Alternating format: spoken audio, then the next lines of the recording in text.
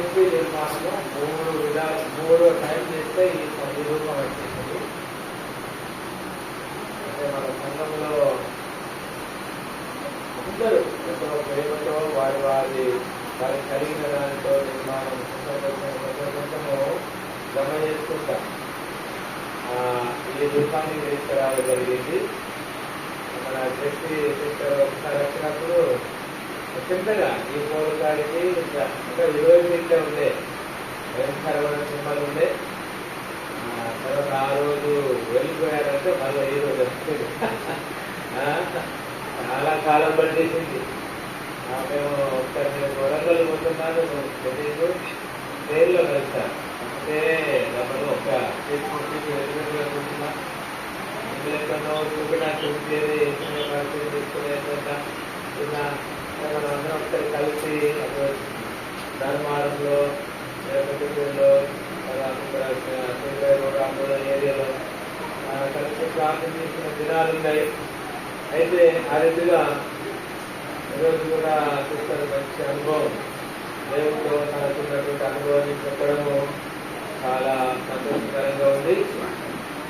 బయట ఎవరైనా మనకు ఎవరైనా ఏది గొడుగు గొడుగు తెచ్చుకున్నది ఎవరైనా మనకు గొడుగు కొంచెం బయట పెడితే ఎవరికన్నా ఉపయోగపడుతుంది కొంత సమయం. ఎవరైనా గొడుగు అక్కడ మామూలుగా అక్కడ ఉంచండి. ఎవరైనా మీరు వాడుకోనండి కానీ ఓన్లీ అక్కడ బాత్రూమ్ కానీ బయటకు ఎక్కడ వేయడానికి వాడుకొని మళ్ళీ అక్కడ ఇంటికాడ వెళ్ళండి. కానీ మీరు వేదికి తీసుకుపోవాలి. వర్షం కొడుతుంది కదా, దాన్ని పట్టుకుని అందుకోవాలి. కనుక ఈ విషయంలో కొద్దిగా సహకరించండి. కొడుకున్న వాళ్ళంతా చూసుకోండి. మా కొడుకు కూడా ఉంది. సరే మంచిది. సమయం చాలా కాలం నుంచి దేవుడిని నమ్ముకొని దేవుడి మీద ఆధారపడి దేవుడి కొరకు బ్రతకాలని ఒక మంచి నిశ్చయత కలిగినటువంటి వ్యక్తి. మనం చూసినప్పుడు క్రైస్తవులందరూ ఇలాంటి మంచి భక్తిలో ఉంటే అనేక జనము మార్చబడి క్రీస్తు కొరకు బ్రతుకు ఎంత బాగుండు. లోకంలో ఒక మంచిని చూపించడానికి లాంటి అమ్మాయిలు స్థిరపరచబడితే ఎంత బాగుండు అనిపించేది నాకు. కనుక మన కొరకు కొంతమంది ప్రార్థన చేస్తారు చాలా బాధ్యతగా. వారు అంటే వాళ్ళు ఏమంటారు, బ్లైండ్ బ్లైండ్ బ్లైండ్ వాళ్ళ టీము వాళ్ళు చాలా నైతంగా ప్రార్థన చేస్తూ ఉంటారు. వాళ్ళు కొంతంతా నూటికి పోయినా పనులకు పోయినా వాళ్ళు పిల్లకొక్కసారి ఒక్కొక్క ఏరియాలో ప్రార్థన పెట్టి ప్రతి అంశము చాలా చక్కగా ప్రార్థన చేస్తూ ఉంటారు. అయితే ఈ ప్రార్థనలో ఉన్నటువంటి గొప్ప విషయం ఏంటి అంటే, మనము వ్యతిరేకంగా వెళ్ళి ఏదైనా చేయలేనప్పుడు మనము మోకరించి ప్రార్థన చేస్తే ఆ ప్రార్థన వెళ్ళి అక్కడ పని చేసి పెడుతుంది. చెప్పండి. నేను ఒక పాట రాశాను ఒకప్పుడు. భయంకరమైన ఆపద పరిస్థితి ఉన్న కాలంలో ఒక పాట రాయించండి.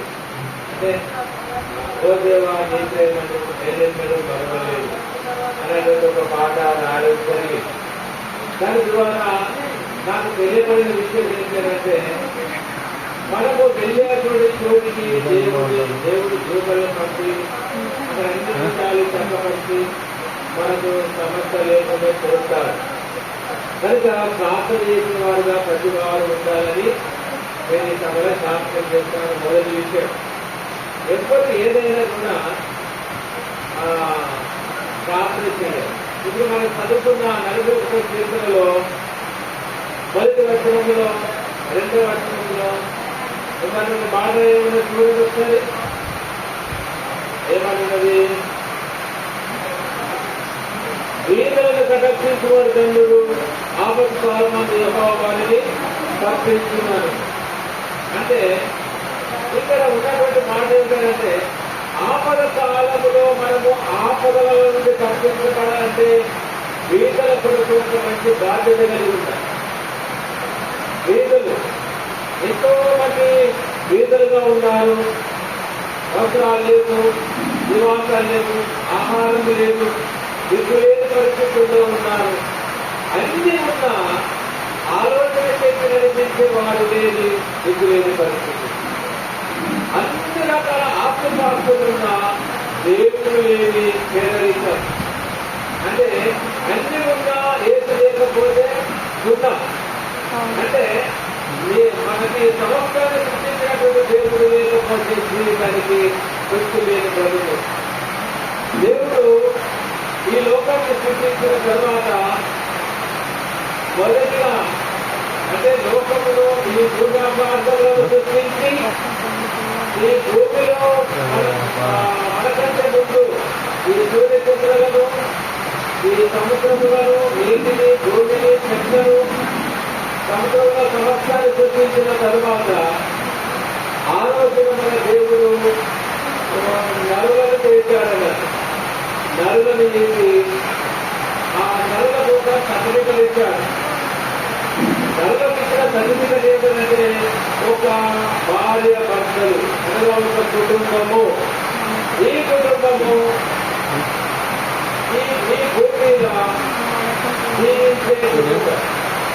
ఈ కుటుంబము భూమి మీద దేవుని కలిగి చేయించడానికి, ఈ కుటుంబము భూమి మీద దేవుని నామాన్ని స్మరించడానికి, ఈ కుటుంబము దేవుడుగా ప్రత్యక్షతను సమస్త ప్రజలకు చూపించడానికి, ఈ కుటుంబము దేవుని యొక్క నీతిని, దేవుని యొక్క మంచితనాన్ని సమాజానికి చూపెట్టడానికి దేవుని యొక్క కుటుంబాన్ని నిర్మించారు.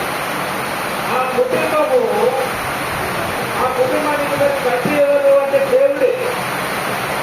ఆ కుటుంబానికి తండ్రి ఎవరు? దేవుడే. దేవుడే ఆ కుటుంబానికి తండ్రి అయ్యి ఆ కుటుంబాన్ని అన్ని విధాలుగా పోషిస్తున్నాడు, ఆదరిస్తున్నాడు. మనము కొన్ని ఉద్యోగాలు సంపాదిస్తున్నాము కావచ్చు, చదువుకున్నాము కావచ్చు. కానీ ఇవన్నీ మన ముందుకు తీసుకొచ్చి మనకు ఒక ఆశ్రయం కలిగజేసి, మనకు జ్ఞానాన్ని కలిగజేసి, మనకు ఒక సహాయకులను నియమించి, మనకు ఒక తోడునిచ్చి, ఆలోచన చేసేవాడిని ఒక మంచి స్థాయిలో ఉండేటువంటి ఒక తండ్రి ఉన్నాడు. ఆ తండ్రి పేరే కాబట్టి యేసుక్రీస్తు. హల్లెలూయా. మన మంచి దేవుడు, అందరికీ తండ్రి. నేనే ఒక మాట ఆది కాండములో ఈ తండ్రి మనలను జీవించిన విధానం ఎట్లా ఉన్నదంటే ఆది కాండం 1వ అధ్యాయంలో చూద్దాం. నేను త్వరగానే ముగించాను, 5 నిమిషాలు. ఆది కాండము 1వ అధ్యాయము 27వ వచనము, 28వ వచనము నేను చదువుతాను, మీకు వినాశనకు. దేవుడు తన స్వరూపమందు నరుని సృజించాడు. దేవుని స్వరూపమందు వారిని సృజించాడు. స్త్రీని గాను పురుషుని గాను వారిని సృజించాడు. దేవుడు వారిని ఆశీర్వదించాడు. మొదటిగా దేవుడు వాళ్ళని సృజించాడు. ఎట్లా సృష్టించిన విధానం ఇస్తుందంటే ఆయన పోలికలోని ఆయన స్వరూపం అంటే చేశాడు. ఆ మాట 26వ వచనంలో ఉన్నది.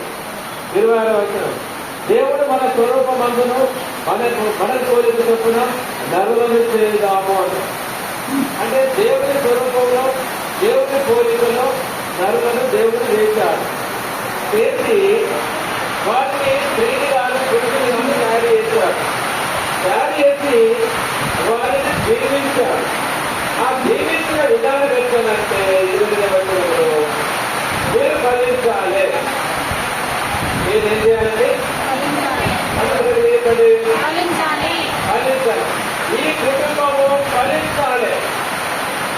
ఈ కుటుంబము ఫలించాలి. మీకు ఒక మాట ఇస్తాను. రాసిన పత్రికలు ఎదుర్కొంటారు. దైత్యాలను రాసిన పత్రికలో ఒక మాట చూద్దాము. మొదటి దశలోనిక పత్రిక 3వ అధ్యాయం 12-13 వచనాలతో చూడండి. మరియు మన ప్రభువైన యేసు తన పరిశుద్ధులందరిలో వచ్చినప్పుడు మన తండ్రి అయిన దేవుని ఎదుట మీ హృదయములను పరిశుద్ధత విషయమై అనిందమైనవిగా ఆయన స్థిరపరచుటకై మేము మీ ఎడల ఏదాకు ప్రేమలను అభివృద్ధి పొంది వర్తిస్తున్నామో అలాగే మీరు ఒకరి ఎడల ఒకరు మనుషులందరి ఎడలను ప్రేమలు అభివృద్ధి పొంది భక్తులకు ప్రభు దయచేరు కాక. అంటే వీళ్ళు ఎలా ఫలించాలంటే ప్రేమలో ఫలించాలి. ఎక్కడ ఫలించాలంటే ప్రేమలో ఫలించాలి. కోర్టు కేసులు, పోలీసు కేసులు, గొడవలు, ప్లేస్ వల్లను కుక్కని వాళ్ళు అవుతాయి అంటే ఈ ప్రేమ లేకపోవడం. కనుక ప్రేమలో ఫలించేవారుగా ఈ కుటుంబం ఉండాలని దేవుడు నిర్ణయించాడు అన్నది. అదే 10-11 10-11 వచనంలో కూడా మాతృగోడిలో ఉన్న సంఘ బిడ్డలకు చెప్తున్నాడు. మాతృగోడిలో ఉన్నటువంటి ఆ సంఘాన్ని చేస్తున్నాడు. సహోదరులందరూ మీరు ప్రేమిస్తున్నారు. సహోదరులారా, మీరు ప్రేమయందు మర్యాదగా అభివృద్ధి చూడవలనని సంఘములకు వెలుపడి వారేలా మర్యాదగా నడుచుకొనుచు మీకేమీ గొడవలు లేకున్నట్టు రేపు మీకు ఆజ్ఞాపించిన ప్రకారము మీరు పరవతోలికి పోక మీ సొంత కార్యములను జరుపుకున్న ఎందును మీ చేతులతో పనిచేయక ఎందును ఆసక్తి కలిగి ఉండవాలని మేము హెచ్చరిస్తున్నాను. అంటే ఒక కుటుంబం ఉండవలసిన విధానం చెప్తున్నాడు. మీరు ఫలించే వారిగా ఉన్నారు. మీరు పరులకి పోకూడదు. మీరు వెలుపడి వారి మర్యాదగా నడుచుకునే వారిగా ఉన్నారు. ఈ సంఘం అంతా కూడా ఒక కుటుంబం. సంఘం అంతా కూడా ఒక కుటుంబం. ఇప్పుడు మాతృకేరియాలో సంఘం ఉంది. మాతృకేరియాలో ఉన్న సంఘంలో కూడా అదే మాట చెప్తున్నారు. మీరు ప్రేమ ఎంత మరి ఎక్కువగా అభివృద్ధి పొందాలి, ఎక్కువ ఫలించాలి. మనం ఒక తోట వేద్దాం, ఆ తోట విరివిగా పండ్ల ఫలపలిస్తే తప్ప ఆ తోట ఎంత బాగా పండిందని అంటారు. ప్రేమ లేకపోతే సమస్యను వ్యర్థమే. భార్య భర్తను ప్రేమగా ఉండాలి, భర్త భార్యలో ప్రేమగా ఉండాలి, తల్లిదండ్రులు పిల్లల ప్రేమగా ఉండాలి, పిల్లలు తల్లిదండ్రుల ప్రేమగా. సంఘము కూడా ఆలోచనే ఒకరి ఒకరు ప్రేమ కలిగి వెలుపడి వారి మర్యాదగా నడుచుకుంటూ జీవించాలని చెప్తున్నారు. ఇది ఫలించే విషయం అన్నారు. ఇది తర్వాత రెండో విషయం ఏమన్నారు? రెండో విషయం కూడా ఫలించి అభివృద్ధి పొందాలన్నారు. ఆ మాట కూడా తీసుకురాసినది. ఫలించాలి, అభివృద్ధి చెందాలి. ప్రేమలో ఫలించాలి, ప్రేమలో అభివృద్ధి చెందాలి. ఇప్పుడు నేను చాలా ప్రేమిస్తున్నానని చెప్పడం పేరు దానిని కొనసాగించి చూపెట్టడము అంతేనా కాదా? అంతేనా? మీరేపటి మాట నాకు తెలియదు. నేనున్న మాట మాత్రం మీకు వస్తుందా? ఇప్పుడు ప్రేమిస్తున్నాను, దేవాన్ని ప్రేమిస్తున్నాను, దేవాన్ని ప్రేమిస్తున్నాను చెప్పడం లేదు. ప్రేమిస్తున్నటువంటి వ్యక్తి ఆత్మను గడిపని జీవించడం లేదు. అందుకనే అంటే ఇప్పుడు దేవుడిని ప్రేమిస్తే దేవుడి ఆత్మని కలిగి ఉంటారు. ఇప్పుడు భార్యని ప్రేమిస్తే భర్త ఉంటే భార్యను చెప్తే వెళ్తారు. నా మాట నడవాలి, ఇది ఒక్కడి కూడా నడవద్దని సందేశాడు. భార్య భర్తను ప్రేమిస్తే భర్త ఇంటే మాట భార్య అంటే ఒకరి మాట ఒకరు ఉంటారన్నారు. ఈ యొక్క ప్రేమ కలిగి ఉన్నది అభివృద్ధిలో చూపెట్టాలి. దేవుడికి హల్లెలూయా. బాగా చదువుకున్నారండి, బాగా చదువుకున్నారు, కానీ ఆ చదువు మూలకు వారేసి అడిగినే ఉన్నారు. ఎదుగుతారాదు, టీచర్గా పనిచేయరాదు, డాక్టర్గా పనిచేయరాదు, ఏ పని చేయరాదు. ఆ చదువుకునే అంటే ప్రేమ ఉంటే ఏం సమరం, దాన్ని క్రియాత్మకంగా అభివృద్ధి చేసి చూపెట్టాలి. అదే దేవుడు కోరుతున్నాడు. కుటుంబం కూడుతున్నాను, సంఘాన్ని చేస్తున్నాను. ఒక కుటుంబం ఎప్పుడైతే బాధపడుతుందా తర్వాత సంఘము అంటే ఇప్పుడు కొన్ని కుటుంబాలన్నీ కలిస్తే ఒక సంఘం అనేది దేవుడికి హల్లెలూయా. ఈ రీతిగా అభివృద్ధి చెందే వారిగా ఉండాలి. తర్వాత మీరు విస్తరించాలన్నాడు. ఏం చేయబడాలి? విస్తరించాలి. మన యొక్క మర్యాద, మన యొక్క మంచితనము, మన యొక్క ప్రేమ, మన యొక్క అభివృద్ధి అది అనేక ప్రాంతాలు వెళ్ళాలి. అలాంటి కుటుంబం అండి, అలాంటి భార్యవంతులండి, సంఘమండి, వాళ్ళు మర్యాదలో, ప్రేమలో, క్రియల్లో, మంచితనంలో ఎంత బాగుంటుందంటే అది విస్తరించే విధంగా ఉండాలి. మనం ఇంట్లోనే నాలుగు గోడల మధ్యలో ఉండి బాగా విస్తరించినామంటే దానికి బైబిల్తో మనకి భక్తిహీనత అంటారు. అది అది అంటే విస్తరించాలి, అంటే బయటికి వెళ్ళాలి, అలా వెళ్ళాలి. తర్వాత ఏమన్నారండి? విస్తరించాలి, భూమిని నిందించాలన్నారు. భూమిలో ఒక్క చేయబడిన దేవుడు చేసిన తరువాత ఇప్పుడు 800 కోట్ల కంటే పైగా సమాజం పెరిగింది. అసలు ఒకే మానవుడు దేవుడు చేసి మానవుడిలో ఆ శరీరంలోని శ్రేణి చేసి వాళ్ళని ఒక్క శరీరంలో తయారు చేసి ఒక కుటుంబంగా నిలబెట్టి మీరు ఫలించండి, అభివృద్ధి చేయండి, విస్తరించండి అని దేవుడు చెప్పిన తరువాత సమాజం ఇప్పుడు ప్రపంచంలో 800 కోట్ల కంటే ఎక్కువ అయినారు.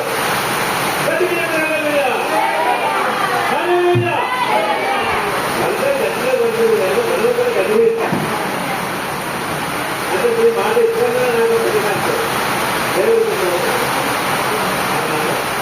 అందుగా మీరు ఇలా ఫలించి అభివృద్ధి విస్తరించి భూమిని నిర్మించాలంటే ఇంత జనాభా తయారయ్యారు. ఇందులో ఇప్పుడు మన పెద్ద మనుషులు అందరూ ఏం చేశారంటే ఇక ఈ తలలకెళ్ళి తయారచ్చిండు, ఈ భుజాలకెళ్ళి తయారచ్చిండు, ఈ కడుపులకెళ్ళి తయారచ్చిండు, కాళ్ళకెళ్ళి తయారచ్చిండు, ఈ పొడల తయారచ్చిందని వీళ్ళందరికీ విభాగించి వీళ్ళను తక్కువ జాతులు, ఎక్కువ జాతులు, నడుపులు, పెట్టులు, దీపలు అని అంతా తయారు చేశారు. ఒకసారి నాకు ఒక కుటుంబం కలిసిన తర్వాత మీరు ఏం చూడాలన్నా మాకు చాలా పెద్ద కులమైన ఏం కులమన్నా చాలా పెద్ద కులం. మా తండ్రి అబ్రహాం గారు ఆయన భూలోక వంశంలోకి ఆశీర్వాదం కలిగించేటువంటి పెద్ద ఆయన. అంటే ఆయన ఒక మహారాజు అన్నారు. ఆ రాజు వంశంలో చాలా పెద్ద కులం, మీరే కులం అని వాళ్ళు చాలా పెద్ద కులం. మా కొడుకులే పని చేస్తారు, మా పెద్ద ఆయన మా తాతగా పనిచేస్తాడు, మా చిన్నోడేమో ఆ షాప్లో పనిచేస్తాడు. ఈ రెండింటిలో ఎవరిని నువ్వు గొప్పగా చూస్తావు? ఎక్కడ కొంచెం ఆఫీస్ వర్క్ చేస్తున్నాడు గొప్పగా చూస్తారు కదండి.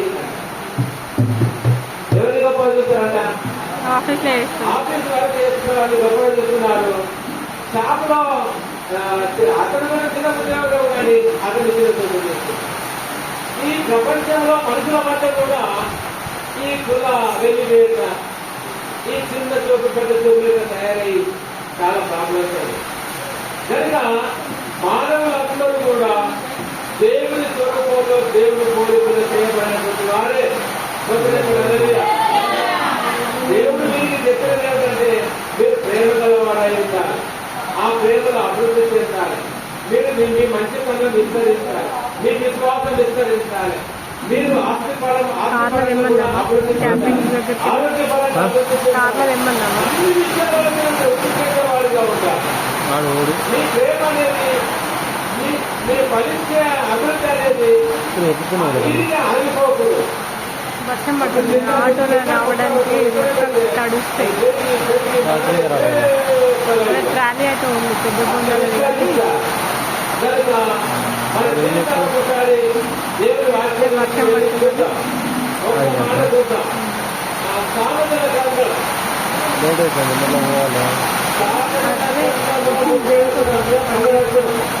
తినకుండా వెళ్దామా అక్కడ విన్నా ఓటర్ ఏమున్నది? పెట్టించింది ఏం చేద్దాం. సామెతల 30 తింటారు. ఎంతమంది ఉన్నారు ఎంతమంది కండి ఎంతమంది ఉన్నారు ఎంతమంది కొంతమంది కండి ఎంతమంది ఉన్నారు ఎంతమందికి నువ్వే నీ ఇష్టం. ఇప్పుడు అక్కడ వెళ్ళి బుక్ పెట్టుకుని వస్తాము. ఢిల్లీ కేసులు అవసరం రాదు. అది ముఖ్యముల కంటే శ్రేష్టమైన మూల్యమైనది. మనం తింటామండి. ఒక గుణవంతురాలైన దేవుడుగా మన పిల్లలు ఉన్నారు మంచిగా ఓటర్ అవుతున్నారు. రంగ దొరుకుతా ఎంత ఆశీర్వాదం మీ గురించే అంటాను రమ్య దొరుకుతుంది.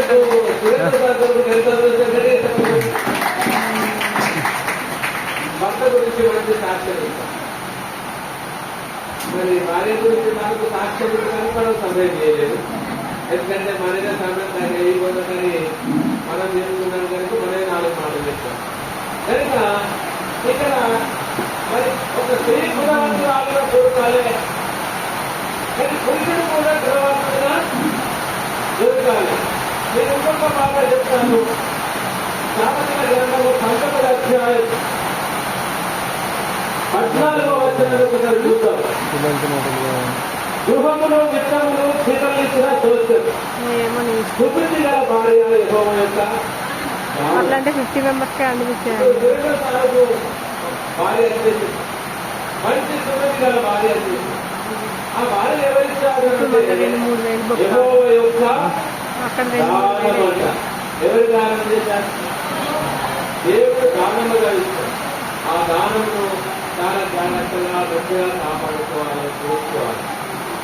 దేవుడు ఇచ్చిన వరము కనుక అలా వారిని చక్కగా చూసుకోవాలి. ఇక్కడ వారిని చాలా గౌరవంగా చూసుకోవాలి. దేవుడు ఇచ్చారు, ఆగు కరెంట్ అది కూడా దేవుడు ఇచ్చిన ఒక వరమే. చాలా జాగ్రత్తగా కూడా వదులుకోవాలి. ఏదైనా వాక్యం ప్రతిరోజు మీ కుటుంబంలో కుటుంబ ప్రార్థన ఉండాలి. సాయంత్రం ఏంటంటే అన్నం తినక ముందు ఒకసారి ఒక మాట వండుకోవాలి, వాక్యాన్ని చదువుకోవాలి, ప్రార్థన చేసుకోవాలి, భోజనం చేయాలి. ఇదే కాలం ఏంటంటే లేచి ముందు దేవుడిని ప్రిపేర్ చేయాలి. అక్కడ కావాలి ప్రార్థన చేసుకోవాలి, వాక్యం చదువుకోవాలి, ప్రార్థన చేసుకోవాలి, పనులు ప్రారంభం చేసుకోవాలి. కనుక మీరు ఎక్కడికి మనం దేవుడికి మొదటి స్థానం ఇస్తామో దేవుడు కూడా మనల్ని మొదటి స్థానంలోనే మంచి స్థానంలోనే ఉంటున్నాడు. దేవుడికి హల్లెలూయా హల్లెలూయా. దేవుడున్నాడా? ఒక కుటుంబంలో దేవుడు ఏర్పాటు చేశాడు. ఆ కుటుంబానికి తండ్రిగా దేవుడు ఉన్నాడు. ఒక సంఘాన్ని దేవుడు ఏర్పాటు చేశాడు. ఆ సంఘానికి ఆ వైద్యుడుగా దేవుడు ఉన్నాడు. ఆ సంఘం కూడా ఆ కుటుంబం కూడా సమాజంలో మంచి పేరు సంపాదించేదిగా ఉండాలి. తర్వాత ఒక పురుషుడికి ఒక స్త్రీ ఇవ్వబడ్డారంటే అది ముఖ్యంగా మొదటి మాట దేవుడిచ్చిన దానం అని చెప్పబడుతుంది. ముఖ్యమైన కంటే శ్రేష్టమైన చెప్పబడుతుంది. ఒక ముఖ్యమైన ఎంతో ముఖ్యమైన దొరికితే చాలా కలిగిన ముఖ్యమైన శ్రేష్టమైన దేవుడు అనుగ్రహించిన భార్యగా ఉన్నటువంటి స్త్రీ. హల్లెలూయా. ఈ విషయాన్ని మనం మర్చిపోకుండా ఉంటాము. మనమందరం ఉపకరించి ప్రార్థన చేసుకుంటాము. అయిపోయింది.